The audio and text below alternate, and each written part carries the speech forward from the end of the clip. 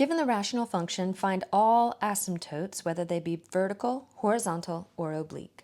With a rational function, the first thing that we want to do is simplify it as much as possible. We do this by factoring the top and the bottom, and then cancel any common factors. Let's first look at the numerator, and we factor this using the AC method.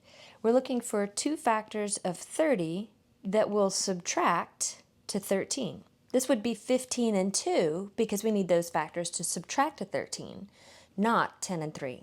So we rewrite negative 13 as negative 15x plus 2x, and then copy-paste the 5x squared and the minus 6. Now we factor by grouping. By grouping the first two terms together, we pull out the 5x, and we have x minus 3 that remains.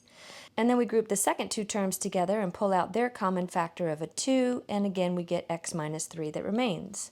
We now factor out the common x minus 3 term to get x minus 3 times 5x plus 2, and this is the factorization of the top. So we write our factored numerator, and then we need to factor the denominator. Again, we use the AC method. We're looking for two factors of 6 that subtract to the center term, and that would be 6 and 1. So we rewrite that center term as minus 6x plus 1x, and then the negative 3 is copied down. We group the first two terms together and factor out the common 2x to get x minus 3 that remains. Since there's nothing common to the second group and we already have the x minus 3 that we want, this is where we use the plus 1 placeholder, which makes the next step easier to see. When we factor out the common x minus 3, we end up with 2x plus 1 that remains. And so this is the factorization of our denominator, and we will write it in that position. And now we notice that we do have the x minus 3 common factor that cancels out of the top and the bottom. So we can rewrite our rational function in its simplified form as being 5x plus 2 over 2x plus 1, but again we need to manually impose the domain restriction that we lost in the simplify step. That domain restriction will be a hole in the graph, and the 0 of the factor that remains through the simplify step is going to be where we have our vertical asymptote. So let's formalize that by saying that the vertical asymptote is going to occur. The 0 of that denominator is the x value that causes it to be 0.